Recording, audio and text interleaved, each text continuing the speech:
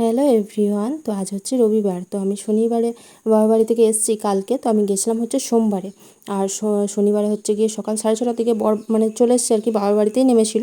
তো তারপরে আমি স্নান করে বর যা যা নিয়ে গিয়েছিলো সমস্ত কিছু কাছাকাছি করে 10টা থেকে বাড়ি এসেছিলাম। তো শনিবারে যেহেতু স্নান করে নিয়েছিলাম, সেই জন্য এই ধুলোবালিগুলো তো আর ঘাঁটতে পাইনি আগের দিন। তো এই জন্য আজকে সকালবেলা থেকে শুরু করে দিয়েছি চাটা কোনো রকম খেয়ে ওই যে এইসব বাগাতে আর কি, মোছামুছি করতে। আগের দিন কাজ করি নাই বলতে রান্নাঘরটা বাগিয়ে রেখেছিলাম। রান্নাঘরটাও যেহেতু এক সপ্তাহ মতো বন্ধ ছিল, তো টিকটিকিতে ভীষণ পরিমাণে নোংরা করেছিল, আর তার সঙ্গে ধুলো ধুলোও হয়েছিল। তো সমস্ত কিছু মানে কোটো পাটা সরি ভালো করে একটু রান্নাঘরটা মুছলাম। তো তারপরে এই যে রবিবারে এখন এই যে ঘরটা বাগাচ্ছি।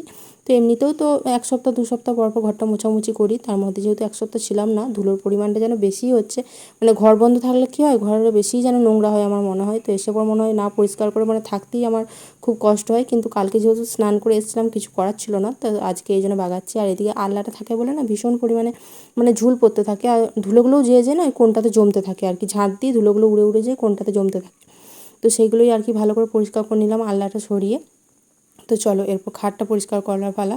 তো এরকমভাবে কি এক চুটকিতে কাজ করা যায় আর কি। তো বড়রা তো ভাবে এরকমভাবেই হয়তো বউরা ঘরে কাজ করে নেয়, কিন্তু না, আসলে কাজ করতে অনেকটাই কষ্ট হয়। তার মধ্যে এই ভীষণ পরিমাণে যা গরম, মানে এত ঘেমে যাচ্ছি আর কি, গরমে কাজ করতে কষ্ট হচ্ছে। ফ্যান চালাতেও পারছি না, যেহেতু ধুলোগুলো উড়ে আবার খাটের তলায় ঢুকে যাবে।